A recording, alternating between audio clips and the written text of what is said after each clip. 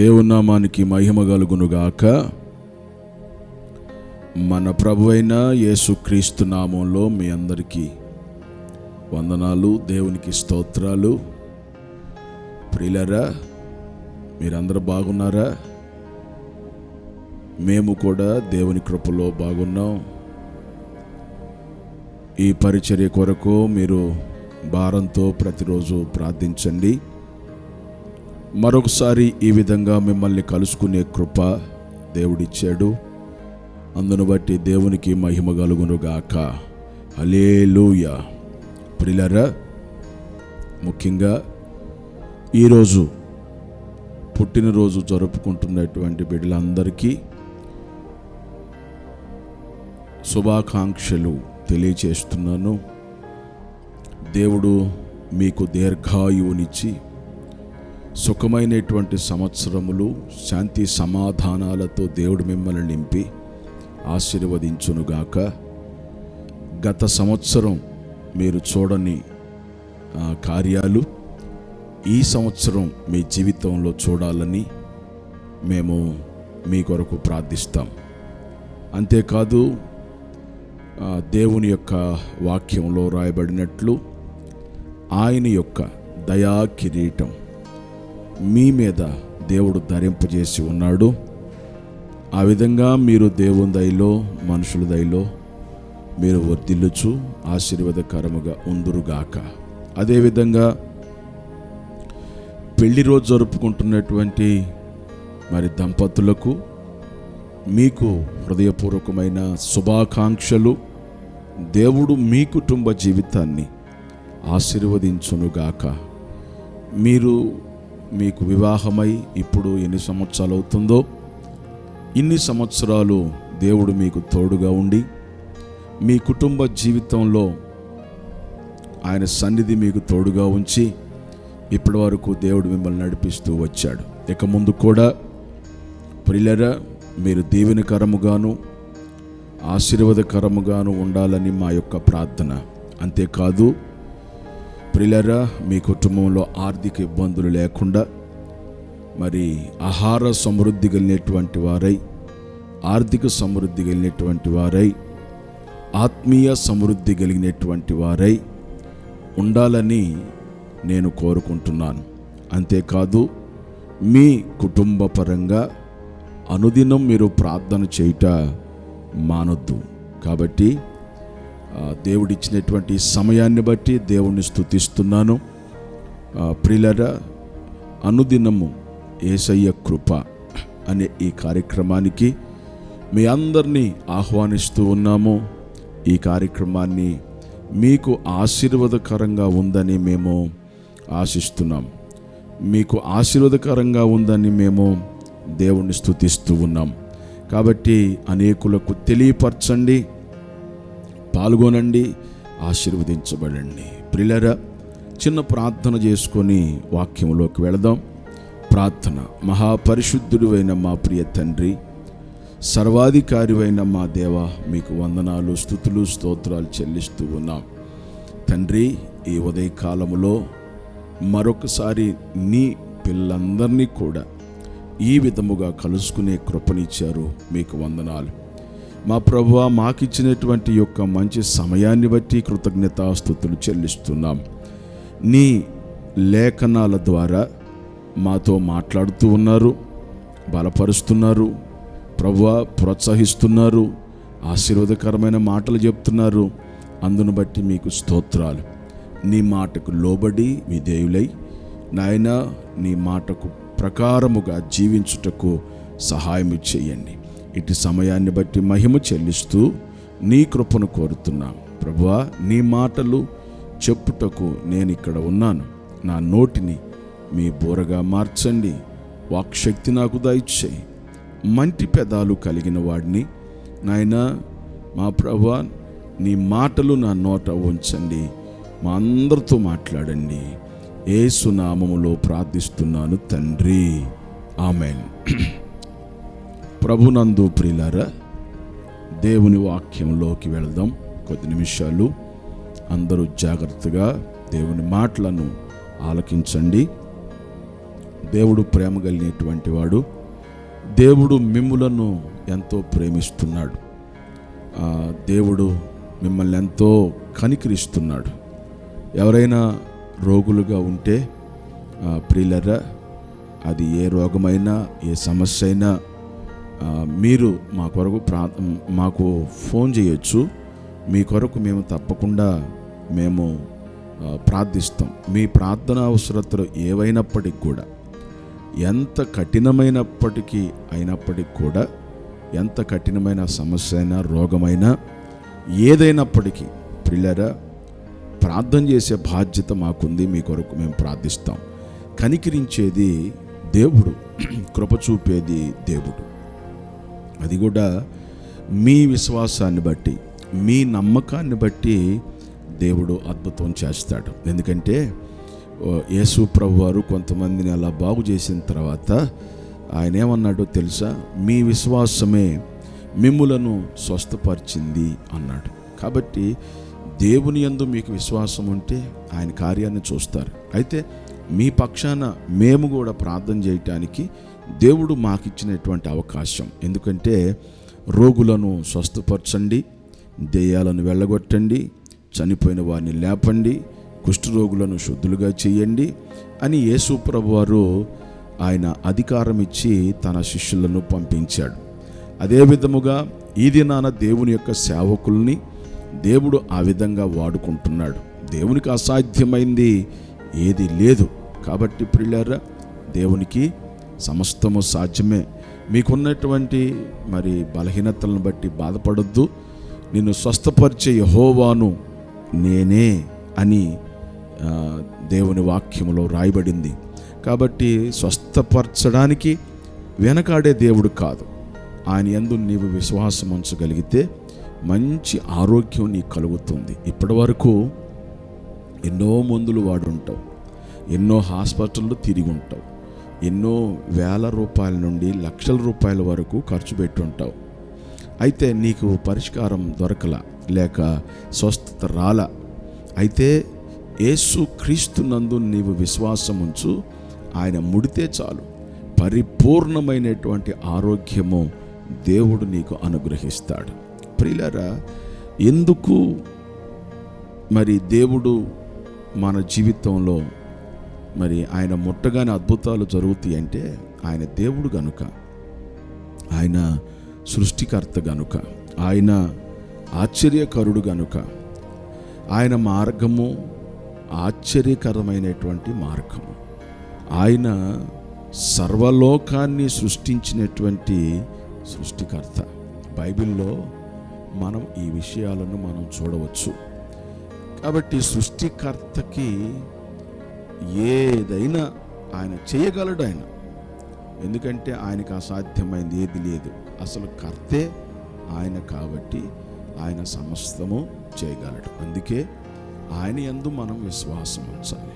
బైబిల్లో కొలస్సీలకు రాసినటువంటి పత్రికలో అపోస్తులైనటువంటి పౌలు రాస్తున్నాడు.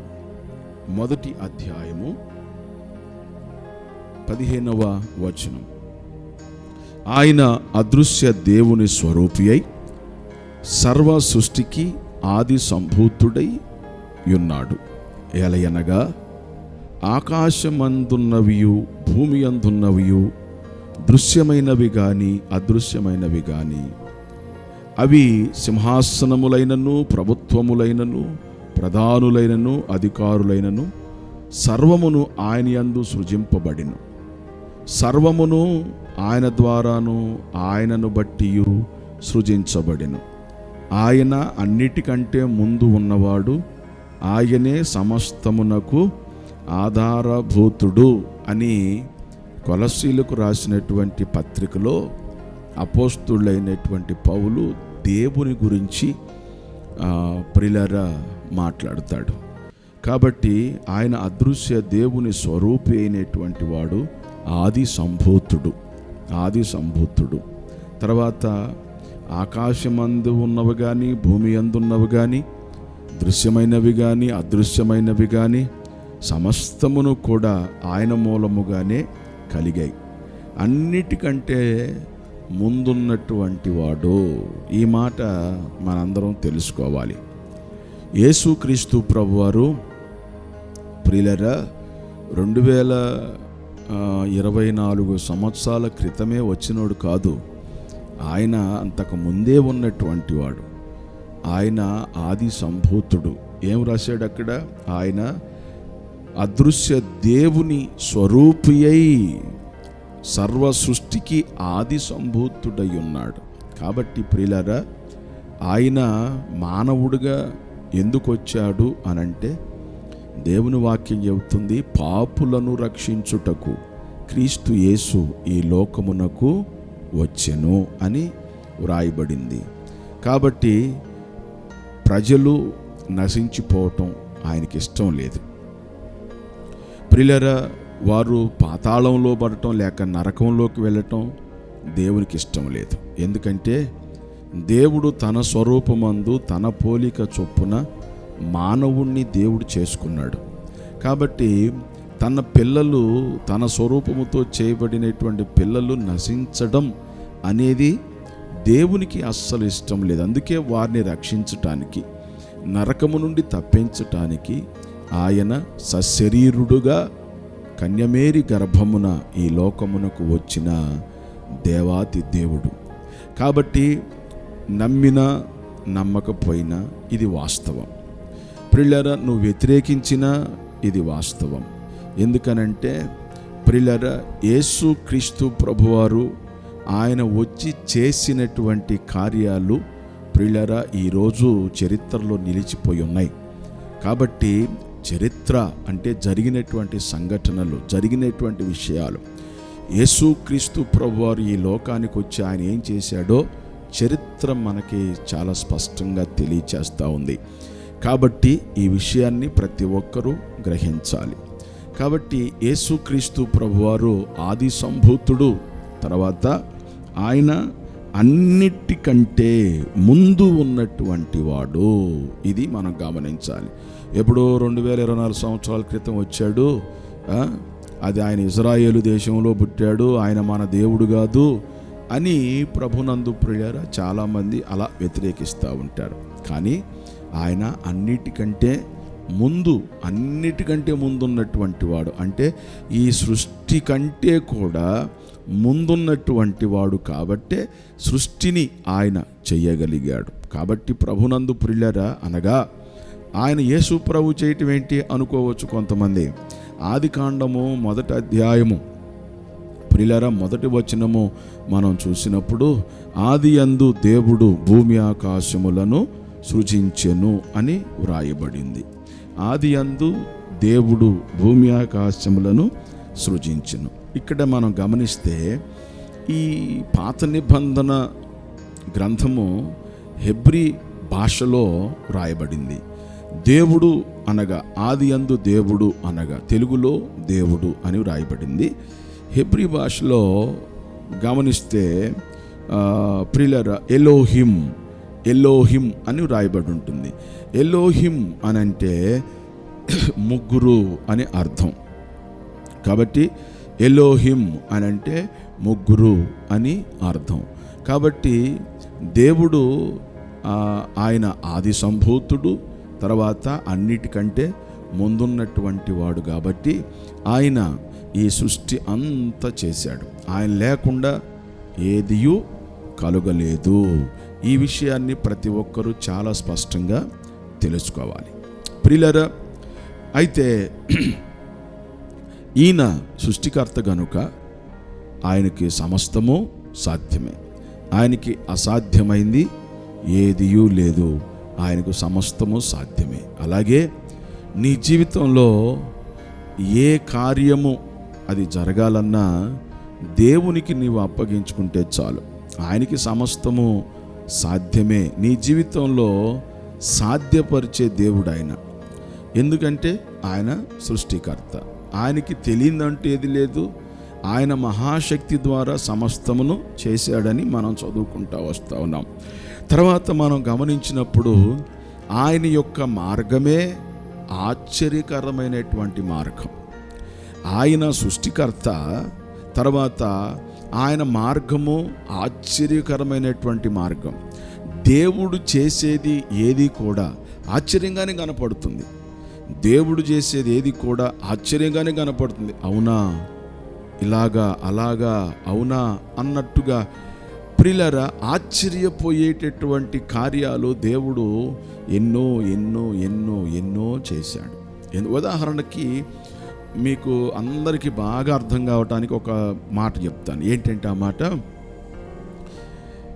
ఇశ్రాయేలీలను ఐగుప్తు నుంచి దేవుడు మోషే ద్వారా విడిపించిన తర్వాత, ఇప్పుడు వినండి, అరణ్యంలో ఇంచుమించుగా 6 లక్షల కాలుబలం అని వ్రాయబడి ఉంది. బైబిల్ పండితులు, చరిత్రకారులు చెప్పే మాట ఏంటంటే ఇంచుమించు 20 నుండి 25 లక్షల మంది ప్రజలు అని చెప్తున్నారు.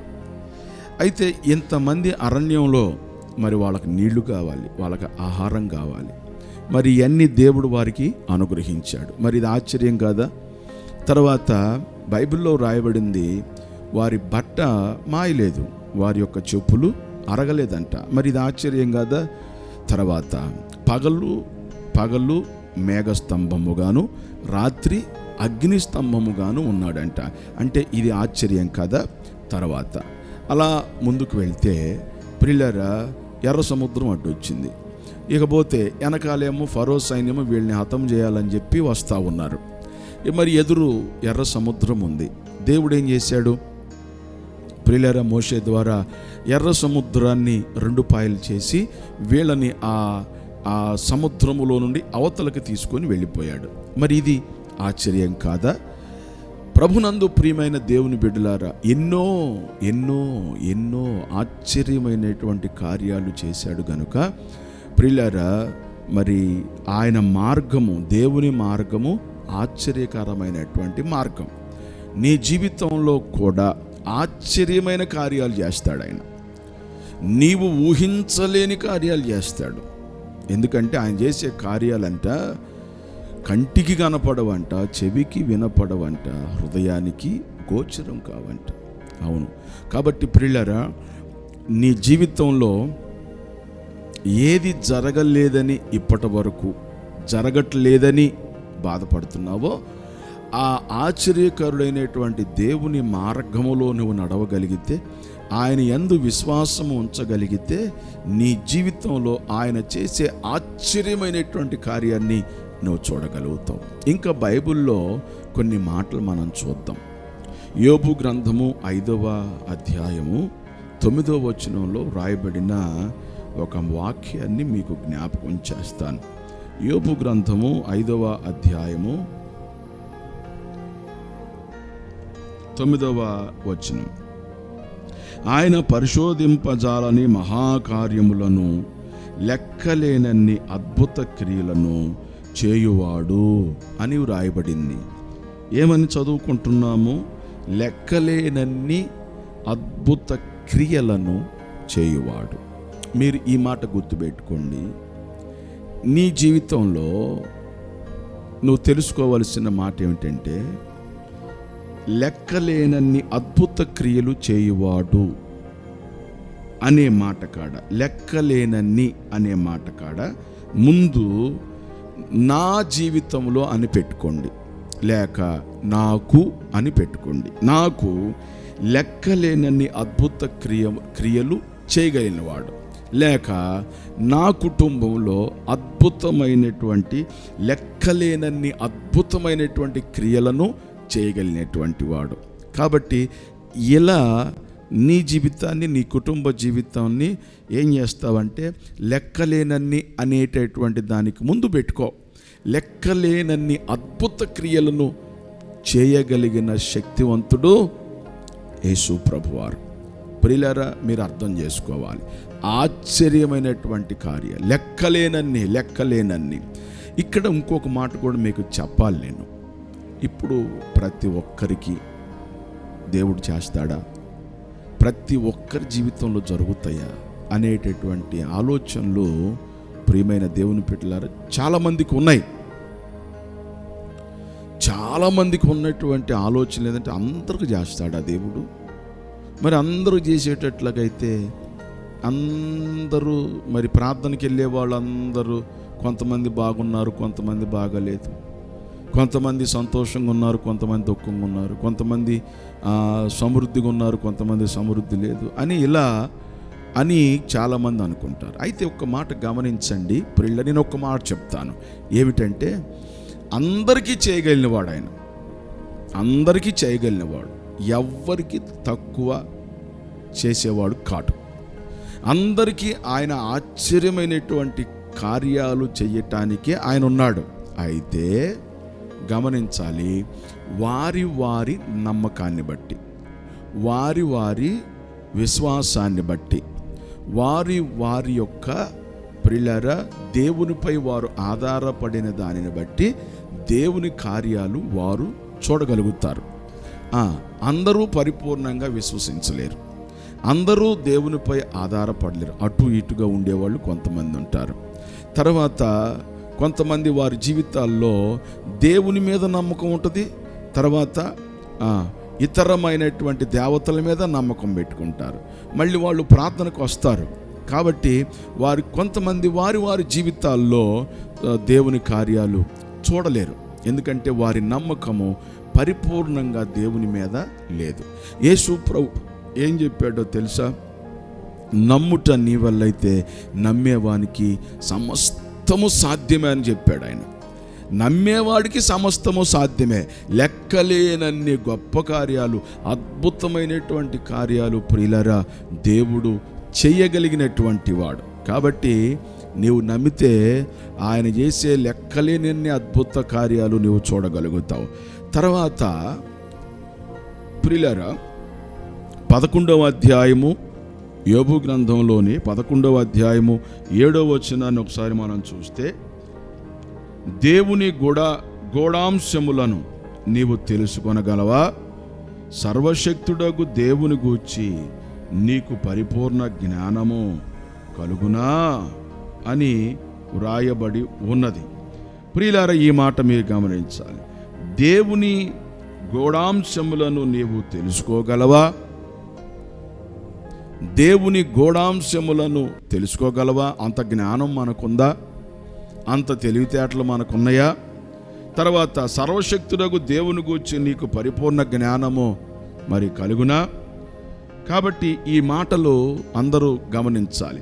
సర్వశక్తుడగు దేవుని గూర్చి నీకు పరిపూర్ణ జ్ఞానము కలుగునా? నిజమే, సర్వశక్తిని గురించినటువంటి జ్ఞానం అందరికి లేదు కనుకే ప్రియులారా ఆ దేవుణ్ణి తెలుసుకోలేకపోతున్నారు. సర్వశక్తి కలిగినటువంటి దేవుని గురించిన జ్ఞానం ఉంటే, పరిపూర్ణ జ్ఞానం ఉంటే ఆ దేవుణ్ణి ఎందుకు తెలుసుకోరు? ఏదైనా మీరు గమనించాలి. లోకంలో పండితులు ఉన్నారు, జ్ఞానవంతులు ఉన్నారు, మహాజ్ఞానులు ఉన్నారు. ప్రియులారా వీళ్ళందరూ ఈ లోక సంబంధమైనటువంటి జ్ఞానం కలిగినటువంటి వారే. ఈ లోకంలో ఏదైనా వారు చేయగలుగుతున్నారు, చేస్తారు, వారికి ఉన్న జ్ఞానము తెలివితేటలతో.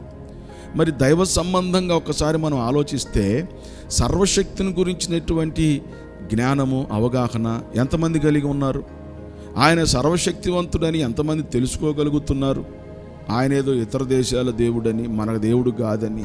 ప్రియులారా, ఇప్పుడు ప్రపంచానికి సృష్టికర్త ఒకడే ఉంటాడు. ప్రపంచ సృష్టికర్త ఒకడే ఉంటాడు. కొన్ని వస్తువులు ఉన్నాయి, కొన్ని వాహనాలు ఉన్నాయి. ప్రపంచంలో ఆ వ్యక్తి కనుగొంటాడు. ఆ కనుగొన్నటువంటి ఆ వస్తువు కానీ, ఆ వాహనం కానీ ప్రపంచమంతా కూడా వ్యాప్తి చెందుతుంది. దీన్ని చేసిన వాడు ఉన్నాడు కాబట్టి అది ప్రపంచమంతా వ్యాప్తి చెందుతుంది. చేసిన వాళ్ళు ఎంతమంది? ఒకడే. దాని యొక్క ప్రియులారా దాన్ని కనుగొన్నది ఒకడే. కాబట్టి ఈ మాట అందరూ తెలుసుకోవాలి. దాన్ని కనుగొన్నది ఒక్కడే. కాబట్టి ప్రియులారా ఈ యొక్క ప్రపంచాన్ని చేసింది ఒక్కడే. ఈ ప్రపంచానికి దేవుడు కూడా ఒక్కడే. దేవుడు అనబడిన వారు ఎంతోమంది ఉండరు, ఒక్కడే ఉంటారు. అయితే సర్వశక్తి కలిగినటువంటి దేవుడు ఎవరు అని ఎవరు తెలుసుకోగలుగుతారు? అంత జ్ఞానము ఎవరికి ఉంది? తెలుసుకోవాలి అనేటువంటి ఆలోచన కలిగినటువంటి వారికి ఆ సర్వశక్తుడు ఎట్లాంటి వాడో, ఆ సర్వశక్తుని యొక్క ప్రభావం ఏంటో వారు తెలుసుకోగలుగుతారు. ఆ సర్వశక్తుడు దేవుడెవరో తెలుసుకోగలుగుతారు. కాబట్టి ప్రభునందు ప్రియులారా, ఈయన మార్గము ప్రియులారా, యేసయ్య మార్గము, దేవుని మార్గము ఆశ్చర్యకరమైనటువంటి మార్గం. దేవుని మార్గము అద్భుతమైనటువంటి మార్గము. ఈ మార్గములో ఎవరైతే నడవగలుగుతారో ఆ సర్వశక్తి కలిగినటువంటి దేవుడు, సర్వశక్తి అంటే ప్రియులారా, సర్వశక్తి అనే మాట గమనించండి. సర్వశక్తి అంటే ఎన్ని శక్తులు ఈ లోకంలో ఉన్నా ఆ శక్తులన్నిటికంటే మించిన శక్తి యేసయ్య శక్తి. కాబట్టి ఆయన మార్గమే అద్భుతాలు ఆశ్చర్యములు చేయగలిగినటువంటి మార్గము. ఆ మార్గములో నీవు నడవగలిగితే నీ జీవితంలో ఆ దేవుడు చేసే ఆశ్చర్యమైన కార్యాలు మీరు చూడగలుగుతారు. కాబట్టి ప్రభునందు ప్రియమైన దేవుని పిల్లలారా, ఏ విషయములో కూడా బలహీన పడకుండా, దిగులు పడకుండా, దుఃఖపడకుండా ఆశ్చర్యకరుడైన దేవుని వైపు చూడండి. ఒక మాట చెప్పి నేను ముగిస్తాను. యెషయా గ్రంథం 9వ అధ్యాయం 6వ వచనంలో యేసు ప్రభు యొక్క పుట్టుకను గురించి యెషయా ప్రవచిస్తాడు. ఆయన ఏలయనగా మనకు శిశువు పుట్టెను, ఆయన భుజాల మీద రాజ్యభారం ఉంటుంది, ఆయన ఆశ్చర్యకరుడు. మొట్టమొదటే చెప్పాడు, ఆయన ఆశ్చర్యకరుడు, ఆయన ఆలోచనకర్త, ఆయన బలవంతుడైన దేవుడు, నిత్యుడగు తండ్రి, సమాధానకర్తయగు అధిపతి అని యేసు ప్రభువారు పుట్టక మునిపే, అనగా యేసు ప్రభువారు ఇంకా 700 సంవత్సరాలకు తర్వాతే పుడతాడు అనే దానికి ముందే ప్రవచించాడు యెషయా. కాబట్టి ప్రభునందు ప్రియులారా, యేసుక్రీస్తు ప్రభువారు ఆశ్చర్యకారుడు. ఆయన పుట్టినప్పుడు, ఆయన పుట్టక ఒక ఆశ్చర్యము, ఆయన జీవితం ఒక ఆశ్చర్యము, ఆయన పరిచర్య ఒక ఆశ్చర్యము, ఆయన చేసిన అద్భుతాలు ఆశ్చర్యము. కాబట్టి ఆయన సృష్టికర్త, సర్వాధికారి అయిన దేవుడు, ఆది సంభూతుడైనటువంటి దేవుడు. ఆయన మూలముగా సమస్తము కలిగింది. ప్రియులారా, అన్నిటికంటే ముందున్నటువంటి వాడు. మరి ఆయన ఆశ్చర్యకరుడు కాదా? ఆశ్చర్యమైన కార్యాలు చేయడా? అద్భుతాలు చేయడా? కాబట్టి ఈ దినాన నీ జీవితంలో ఒక ఆశ్చర్యమైన కార్యము చూచుదువుగాక. ఒక అద్భుతమైనటువంటి కార్యము నీ జీవితంలో చూచుదువుగాక. ఇన్నాళ్ళు నువ్వు చేసినటువంటి ప్రయత్నాలన్నీ విఫలమైపోయావు. ఈరోజు ఒక అద్భుతం నీ జీవితంలో నువ్వు చూడబోతున్నావు. ఒక ఆశ్చర్యమైన కార్యాన్ని నీ జీవితంలో చూడబోతున్నావు. ఆయన యందు విశ్వాసం ఉంచు, ఆశ్చర్యకరుడైన ఆయన మార్గములో నడువు. దేవుడు నిన్ను దీవించునుగాక, నీ కుటుంబాన్ని దీవించునుగాక. ఆమెన్. ప్రార్థన చేసుకుందామా? తలలు వంచండి, కళ్ళు మూసుకోండి. ప్రార్థన. పరిశుద్ధుడువైన మా తండ్రి, సర్వాధికారివైన మా దేవ, మహిమా స్వరూపుడా, కృపాసత్య సంపూర్ణుడా, మీకు స్తోత్రం. ఈ యొక్క మా ప్రభువ ఉదయకాలమున నీ బిడ్డల కొరకు ప్రార్థన చేస్తున్నాను. నమ్మదగిన కృపగలిగిన దేవుడవు, సర్వాధికారివైన దేవుడవు, ఆది సంభూతుడవు, ఆశ్చర్యకరుడవు, అన్నిటికంటే ముందున్నవాడవి, సృష్టికర్త అయిన దేవుడవు, మానవుణ్ణి నీ పోలికతో సృష్టించినటువంటి వాడవు. నాయనా, నీకు అసాధ్యమైంది ఏదియూ లేదు. నీకు సమస్తము సాధ్యమే. ఇదిగో నీ ప్రియ బిడ్డలు, మా సహోదరులు, మా సహోదరీలు, వారి కుటుంబాల్లో ప్రభువా నీ కార్యాలు జరగాలని ఆశతో ఎదురు చూస్తున్నారు. యవనస్తులు నీ కార్యాలు చూడాలని ఆశతో ఎదురు చూస్తున్నారు. ఇదిగో నాయనా, వారి జీవితాల్లో నీ యందు వారు ఉంచిన విశ్వాసమును బట్టి వారి జీవితాల్లో మీ ఆశ్చర్యమైన కార్యాలు జరిగించమని నీ దాసుడైన నేను ప్రభువా నీ పిల్లల కొరకు ప్రార్థన చేస్తున్నాను. దివ్యమైన మీ సన్నిధి బిడ్డలో తోడుగా ఉంచండి. ఈ దినము వారికి శుభం కలుగునుగాక.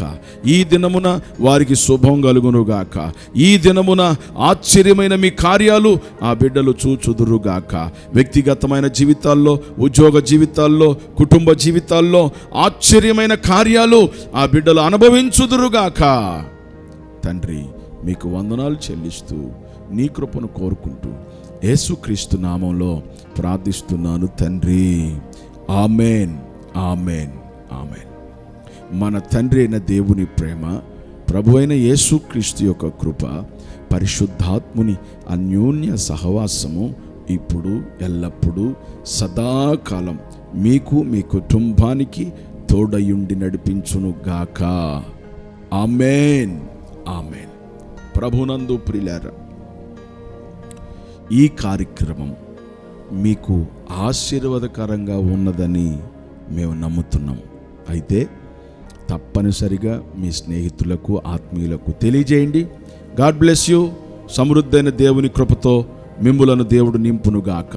ఆమేన్.